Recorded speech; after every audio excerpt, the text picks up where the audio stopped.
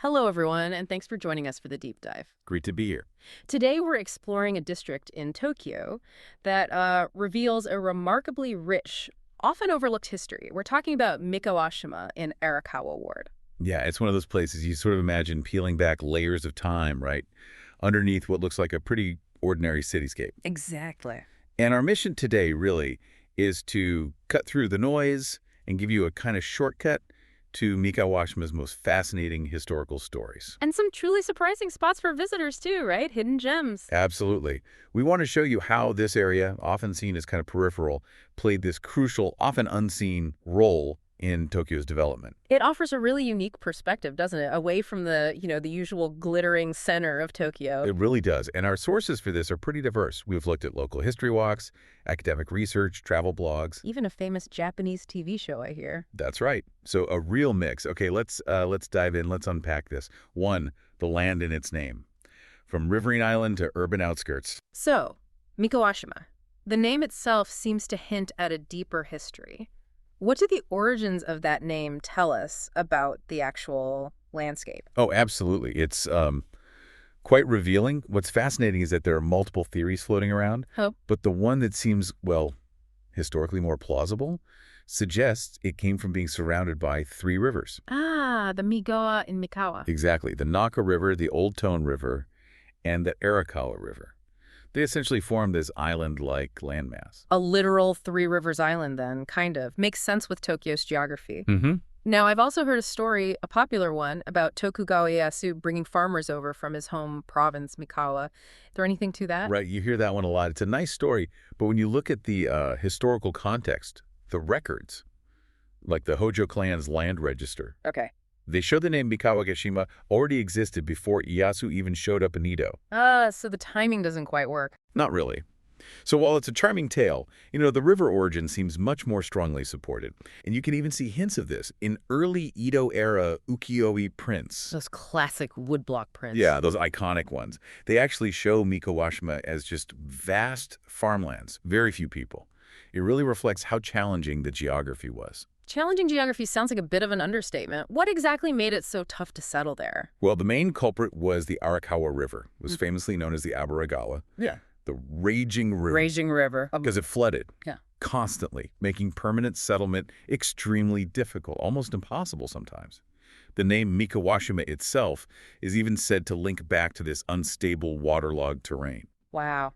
So it must have taken some serious human effort, some real ingenuity to tame this raging river. Oh, definitely. Huge efforts. Can we still see evidence of that struggle today? Where is that history sort of etched into the modern landscape? Yes, you can. It took significant intervention. Started with Tokugawa Ieyasu's early river management attempts, and then later, much bigger projects like the Arakawa Diversion Channel and the Iwabuchi Sluice Gate. Right, those massive engineering projects. Exactly. They eventually brought the river under control, made the area safer, and allowed it to develop. Now, to feel this history, this river legacy, I'd suggest starting your exploration right at Mikawashima Station. Okay, the train station. Yeah. It's modern now, of course, but it's right in the heart of this historic area.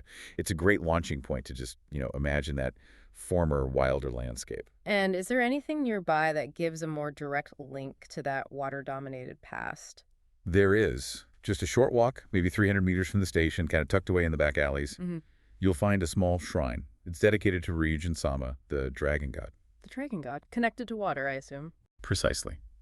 This quiet little spot is a direct, tangible link to the area's past struggles with water. It's where locals once prayed, trying to appease the powerful river. You often find Ryujin names in places prone to floods, so it's a really poignant historical marker. That's a powerful image. A small shrine against a raging river. And for a bigger picture, something more scenic maybe, to grasp the scale of the transformation. Absolutely. For that, you'll want to visit the Arakawa Dote. That's the Arakawa River embankment. Okay. It offers these really expansive views, peaceful walking paths, and we hear is particularly stunning at sunset. It gives you a chance to really appreciate the scale of the river that defined Mikawashima, now thankfully tamed. 2. Sustenance and industry. Edo's table and Tokyo's undesirable necessities. Okay, so we have this picture of land-shaped, really dominated by water.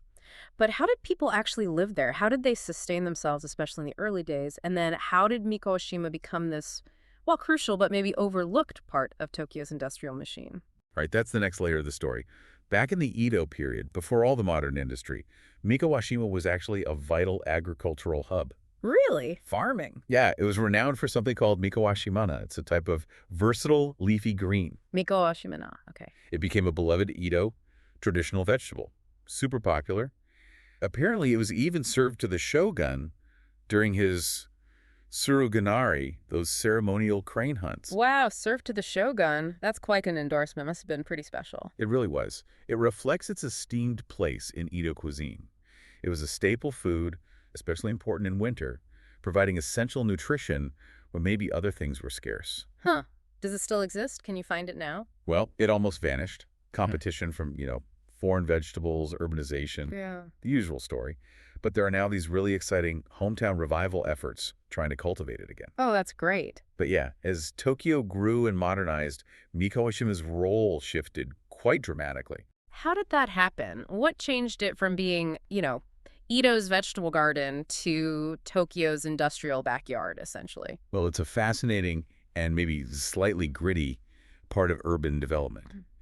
The area became what you might call Tokyo's pragmatic receiving end. Receiving end, meaning? Meaning, as the city modernized, industries that were considered undesirable, the smoky ones, the noisy ones, the ones with strong odors, they got pushed out to the city's edges. Ah, the classic NM by effect. Not in my backyard. Pretty much. Mikawashima became one of those areas. It ended up hosting things like meat processing plants, slaughterhouses, and leather tanneries. It actually became a major producer of pigskin leather. Right. So industries that maybe weren't glamorous but were absolutely necessary for a big city. Exactly. You need those functions somewhere. It wasn't just tanneries either. There were fertilizer factories, oil and fat processing plants, and even something called an ina factory. Ina factory. What's that? It was an early and certainly unconventional facility for processing fetal tissue, likely for medical research or supplies back then. So really, all these essential but often overlooked parts of urban growth, and importantly, they provided jobs, drawing diverse groups of people to the area. Okay. And it wasn't just these, let's say, messier industries. There was some pioneering infrastructure, too, wasn't there? Something quite significant. Yes, absolutely. Reflecting its role as this pragmatic periphery, Mikawashima became home to Japan's first modern sewage treatment plant. The first one. Wow. Yeah, the Mikawashima Water Reclamation Center. It was built way back in 1922. A really crucial facility that allowed Tokyo to grow hygienically. It was vital for the burgeoning metropolis. Now that is an unexpected hidden gem, a major piece of engineering history right there. Can people actually visit it? Well, parts of it are beautifully preserved, the old brick buildings from 1922. They're designated as an important cultural property. It's generally closed to the public, but it often opens up during cherry blossom season. So you get this unique mix of industrial history and natural beauty. Definitely worth checking if you're there at the right time. Good tip. And for those interested in the culinary history, is there any way to actually taste that Mikawashima-na you mentioned? Yes. To literally get a taste of Mikawashima's past, you should keep an eye out for local restaurants or maybe farmers markets. Sometimes they're held near the Arakawa ward office. Okay. Some places are part of that Mikawashima-na revival. It's a really delicious way to connect with Edo-era life. That sounds great. And for just soaking up the atmosphere of the place. For a more general feel, I'd recommend a stroll through the Mikawashima Ginza shopping street. It still has some of that old-time charm, A local shote guy. Exactly. You might find traditional shops, like a place selling kusumochi, that's a type of mugwort rice cake. It gives you a little glimpse into everyday life, from the Edo period right through to today. Nice. And to wrap up this section on industry and sustenance, maybe somewhere to relax that also tells a story about this ingenuity. Yeah, the Arakawa Nature Park is a fantastic example of the area's clever adaptive reuse. How so? It's built ingeniously right over some of the sewage treatment facilities. No way. Yeah. It offers this really modern green counterpoint to the area's industrial past. It's a wonderful spot for recreation baseball fields, tennis courts, even free swimming pools in the summer. So you can enjoy nature in a place with this really surprising industrial foundation just beneath your feet. Yeah. 3, cultural crossroads and resilience. The human stories. So behind all this transformation, the land, the industry there are obviously the human stories, stories of communities forming, adapting to change, showing resilience, creating a really unique cultural mix. That's absolutely right. Those essential, if sometimes difficult, factory jobs we talked about, they attracted a really diverse workforce. Right. Lots of Japanese people seeking work, of course, but also, significantly, people from the Korean peninsula. Mikawashima became home to a major pre-war Korea town. Pre-war. So this community goes back a long way. A very long way. Yeah. Established by immigrants, particularly many from Jeju Island. This makes it quite different from some other Korea towns in Tokyo, like Okubo, which developed later. It's an older, more deeply rooted community. That's a really key distinction, isn't it? It suggests a deeper, more organic integration over time. Absolutely. It led to this rich, organic cultural fusion. Mm. These communities formed pretty naturally, people supporting each other in what were often challenging circumstances. There are even records, I think, from Dado Bunka University, suggesting Jeju Island immigrants were present as early as the 1920s. But Mikawashima's history isn't all just about industry and community building. There's also a much more somber memory associated with the area. Yes, indeed. The district is indelibly marked by the devastating 1962 train derailment near Mikawashima Station. A truly terrible accident. Horrific. It claimed 160 lives and injured nearly 300 people. It became this major catalyst for railway safety reforms across Japan. The widespread introduction of automatic train stop systems, ATS, that was a direct result.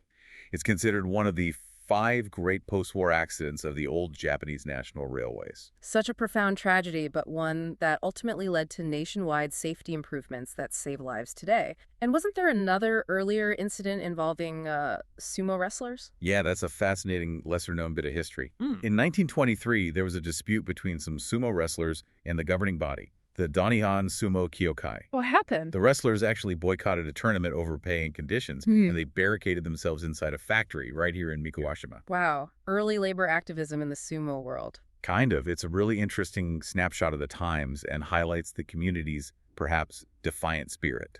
It's curious, though, how despite all this rich, layered history, the rivers, the food, the industry, the communities, the accidents, the actual name, Mikawashima, largely vanished from administrative maps in the 1960s. Why was that? Yeah, that's often debated. Popular theories sometimes link it to wanting to shed the negative image from the train accident, or maybe the image of dense, somewhat poor housing. Right, trying to rebrand, maybe? Possibly, but the historical records actually suggest the name change process was part of a bigger planned administrative restructuring that started even before the accident. They were consolidating areas around the new administrative center, which became Arakawa Ward. So more bureaucratic tidying up than a deliberate attempt to erase the past. It seems more likely, yes.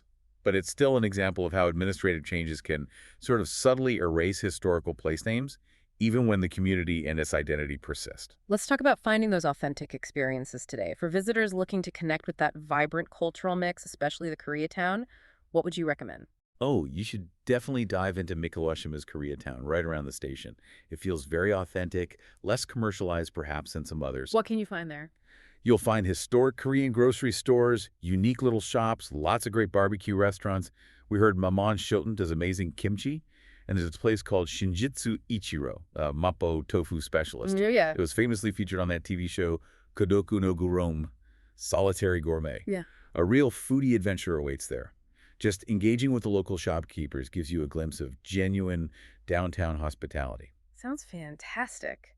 And for a moment of reflection, thinking about the 1962 accident and the area's resilience. For that, I'd suggest visiting Joshoji Temple. It's a historic Buddhist temple, Jodo sect, founded way back in 1503. Wow, that's old. It is. The grounds have ancient stone monuments, but also, very movingly, a memorial specifically for the victims of the 1962 Mikawashima accident. There's a statue of Kannon, the goddess of mercy. It's a place for quiet reflection. A poignant reminder. And maybe something a bit different, a way to experience the area's past and present moving together, perhaps at a slower pace. For that, you absolutely have to hop on Tokyo's last remaining tram line, the Toden Arakawa line. The Sakura tram. That's the one. It rattles right through Mikawashima. A ride on this charming, slow-moving tram offers this unique dialogue with time, as some people call it. I like that. Yeah, it lets you see the city at a more leisurely pace, appreciate the historical continuity alongside the modern changes. It's a genuinely nostalgic journey. Lovely. And one last spot, maybe symbolic of that local community spirit, even if it's changed. Well, sadly, it closed in 2023 after 77 years, but the building that housed Kitajima Shoten is still there. Kitajima Show. It was the family butcher shop of the Olympic swimming champion, Kosuke Kitajima. Oh, the gold medalist. Right. Right. Yeah. Even though the shop itself is gone, its presence, or former presence, stands as a symbol of those long-running local businesses and the deep community spirit that really shaped Mikawashima for decades. It tells you something about the fabric of the place. Hashtag tag tag outro.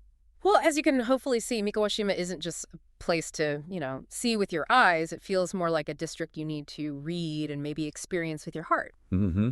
It's woven with these incredible layers of history, human resilience, and this unique cultural tapestry that, frankly, many people just overlook. From its beginnings as this flood-prone island. Yeah, to feeding Edo with Mikawashima-na and then taking on Tokyo's, let's call them essential but undesirable industries. Right. Its journey is just really compelling. It's a place where communities were forged in change, and they continue to thrive even as the landscape keeps transforming around them.